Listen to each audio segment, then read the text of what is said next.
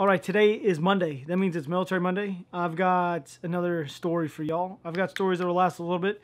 If you guys want me to not just talk about like war stories, or I don't want to call them war stories. It's kind of the stories from like Afghanistan or Iraq. Maybe next week we can do a different one if you guys want to know something else. I don't know. Leave a comment below. Let me know if you guys want me to continue on in the series and then come back to it maybe the week after that. But this video is going to lead off from last week's video.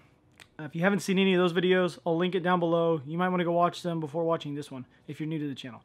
So this is going to start off with, when I got a big old whiteboard. I've got some photos. So we're going to start off from where we were last week. We were, I remember I woke up from sleeping probably about an hour or two that night in that cot. It was summer, so it was really, really hot, but I was like, I don't like the thought of like a camel spider getting inside my sleeping bag, so all I did was just zip that sucker all the way shut. And I remember I woke up so hot the next morning because all I had was, I was like, oh, we're gonna be going and it's gonna start getting cooler, so I just brought my my little bivy sack and my thick sleeping bag. I was smart. But anyway, I woke up the next morning. I remember thinking to myself, like, holy crap, looking around. Like, here's a photo. I'll show you guys a photo. Now, this is maybe like a couple days later. Like, that tower you see over there, that's not really the important tower. That's just another one. But you see, like, there's a lot of sand and there's those vehicles. It's kind of in the center. Now, that is before everything. That's before we had to build our own mortar pits. We had to build our ammo area. We had to build our latrine area. Like, where we slept, where we ate, where we took dumps. Like, everything had to be built. And I remember looking around just thinking, we got a lot of work ahead of us. Not even really like fully comprehending the amount of work that we had because I've never done this before. This is my first time like embedding in rebuilding and building in a camp ourselves. Usually they have engineers come out and do this, but we're like working in such a small group that we just did it ourselves. So now the whole thing is when you're on this camp and you're having to build stuff, since we don't have any engineers out there doing it for us like we normally would, that means we're having to pull guard at the same time as we're building. Now, the Taliban continue to probe us like once or twice a day. What I mean by probing, I don't mean like any weird sexual way, but I mean like actually trying to get in and attack us to try to see how we would react. I just remember that because it was like a daily occurrence for a couple weeks. Them trying to figure out what we're going to do and how we're going to react to it. And the bad thing is when you're trying to build this stuff, random stuff will just happen and then you'll be stuck doing that for like 30 minutes to an hour. And then you'll have to get off the gun and go straight back to building something. Like, it was a never-ending work cycle for about 4 months. We're building a camp for somebody else to come in and replace us and then continue the mission. Like, it's a lot of work. Like, when you're over there, if you're not just sitting on some giant fob, you're probably working your ass off.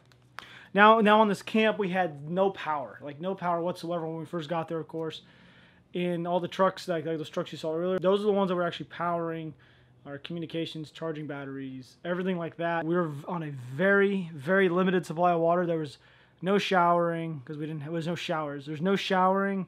There's no like anything like what these guys would do to take showers. And I didn't do it because I didn't want to get sick. And I honest to God didn't really feel like pouring bleach on myself. They would take jugs of water. We'd go out. They would go get jugs. Like after about 2 weeks, they get like 5-gallon jugs of water, and they just pour a little bit of bleach in it, and then let it sit out in the sun. And they would just rinse themselves off that way. And I wasn't really a big fan of pouring bleach on myself, so I just kind of like, whatever. Didn't shower for quite a long time. But I just got off track again. So what we had to build. Now, when you come to this area, we had to build sleeping, somewhere to sleep. We had to build towers, you had to build mortar pit, you had to build, we didn't build a bunker until something happened, which you guys will figure out later on in this series, why we started building a bunker after a certain day. That bunker wasn't on our list. That was on the bottom because if we're in this little small area and we get hit by a mortar round that close, everybody's probably going to die anyway, so a bunker's really not going to save you. And then we had to build somewhere for the ammo. As you guys can probably tell, you can't just sit ammo out on the dirt. It's just not going to... You have to dig a massive hole for it. Like, that's what's going to happen because if something hits that ammo, you're screwed and it all goes off and... yeah. Oh, and we had to build somewhere to take a poop because I was tired of pooping and peeing on the outside of the wall because I wanted to pee in a hole or a tube, just like everybody else.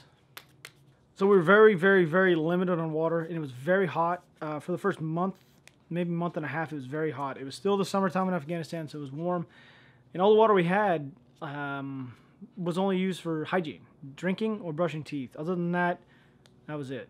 You know, we weren't cooking any food.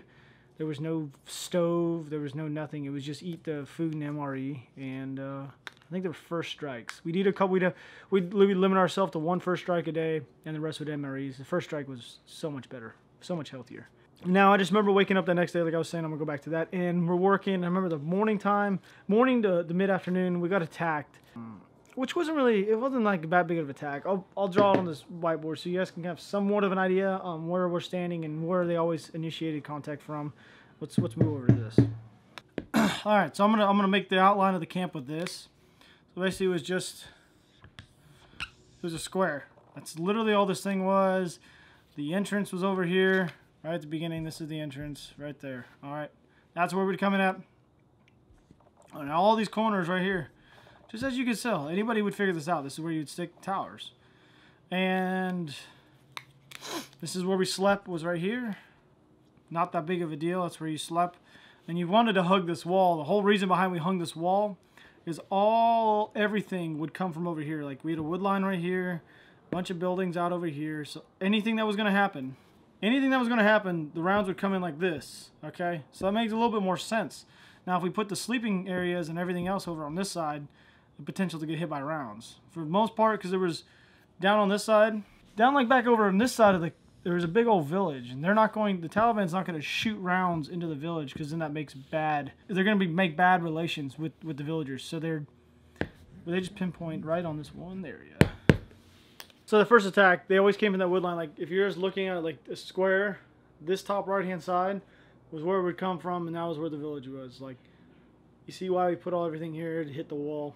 That was the whole idea behind it. It was a pretty good idea. I don't know if we did that on purpose. Maybe they did do it on purpose. I don't know, because I wasn't a part of the layout planning. Only thing I remember having like any really big deal was planning like so when you get in a tick, and when you're on a little area like that, the towers are going to run out of ammo. And that did happen one of the times. Like I've got some pretty good stories that are leading up, that this is all leading up to, like where we actually do start running out of ammo and people are running back and forth with ammo, like to the towers from the ammo pit. That's later on. But I mean, this was a small attack in the morning, and we're trying to build stuff like this right here. Like we're building like just a platform to put a tent on so we have somewhere to sleep. And sleeping conditions after we even got the tent up was like this. Even after the tent was up, we're still sleeping nut to butt. We had 15 to 18 guys sleeping in this one area that's supposed to fit about 10 people. So it's like everybody's sleeping on top of each other. All you did in there was sleep. You didn't do anything else. There was no AC in this building or tent. There was literally nothing. It was just stale, stagnant, sandy air. Just, you didn't go in there unless you had to sleep. So after the first tick of that day, remember this is only day 2.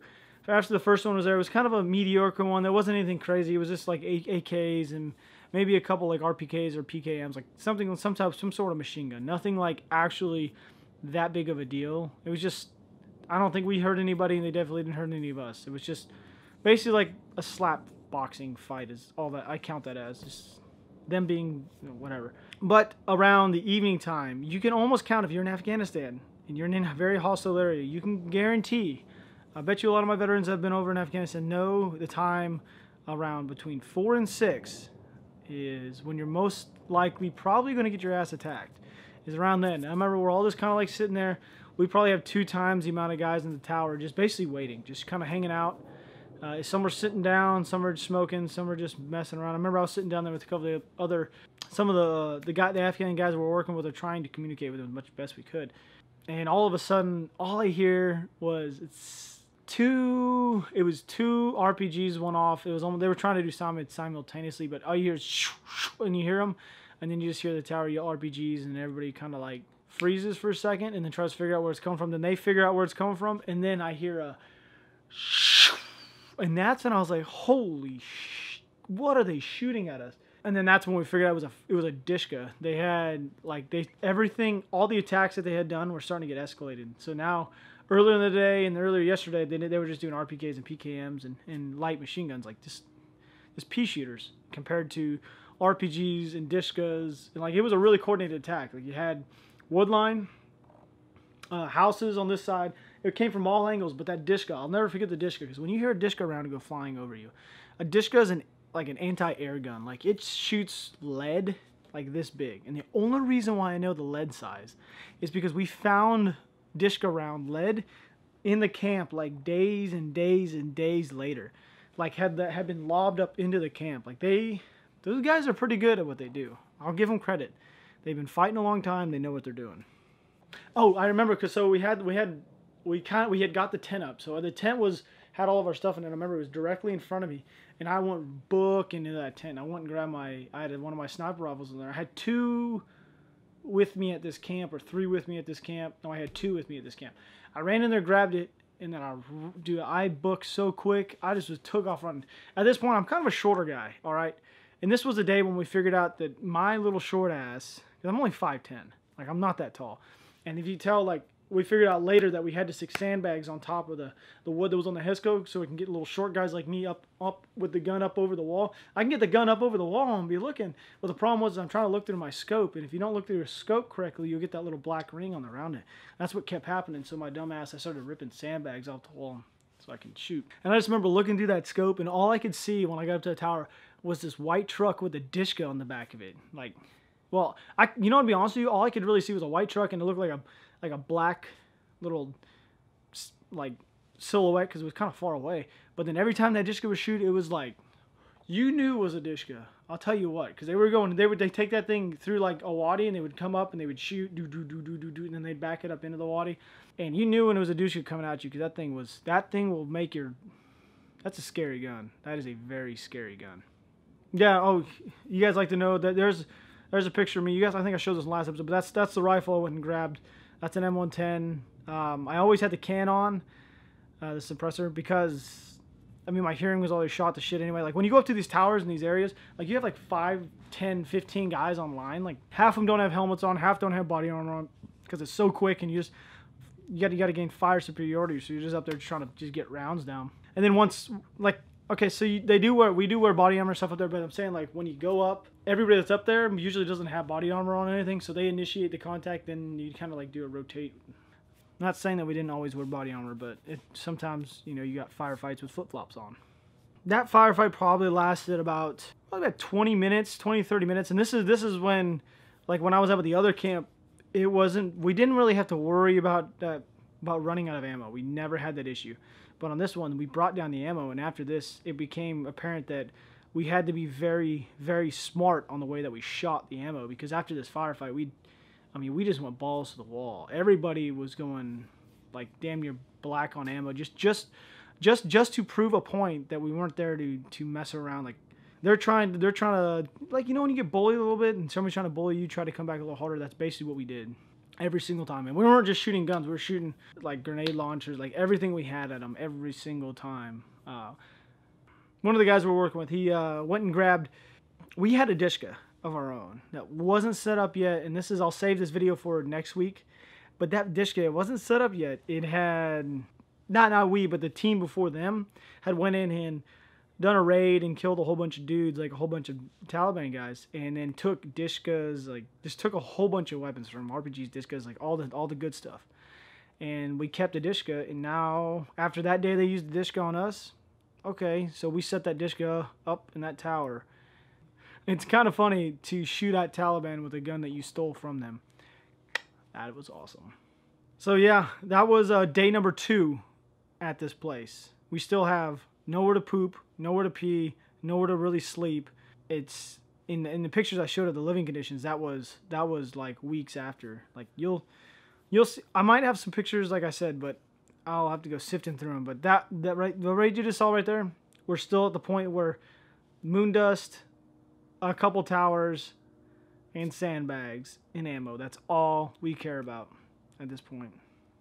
So yeah, that's the end of day number 2 at this place. And I spent about 3 or 4 months there. Not every day's like this. It was really only like super, like, they only hit us hot and heavy for like 2 weeks or 3 weeks at that location. And then they started realizing that we're not going anywhere, then we went after them.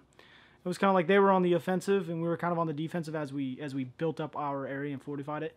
And then once we built it up, and then it just turned all the way around. We went on the offensive. And if you guys like these videos, please hit the thumbs up for me.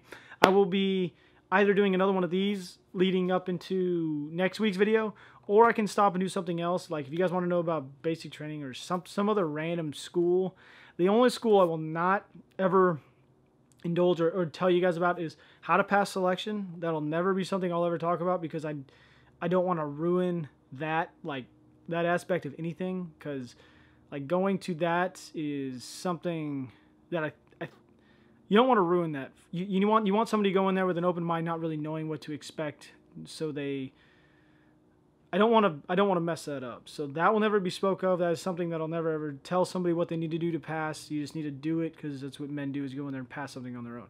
Another thing I'll never talk about is sniper school. That is something that I just don't feel like it's appropriate to talk about.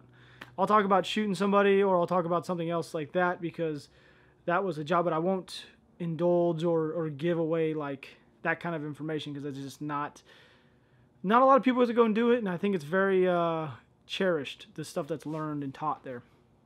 But like stupid stuff, like the dumb schools that everybody goes to, like airborne school or air assault school or anything like that, like that's a school I'm open to talk about, because that is so easy. I'm gonna be honest with you guys. If you guys are thinking about going and joining the Army, get an airborne contract for sure. Don't be a wuss. Go jump out of planes. There's no reason not to. Yeah, why not? Go jump out of planes. Anyway, let me know what you guys think. Leave a comment below. Hit that thumbs up for me if you guys enjoyed this video. Other than that, I will see you guys tomorrow morning with another video, and next Monday with another Military Monday. See y'all.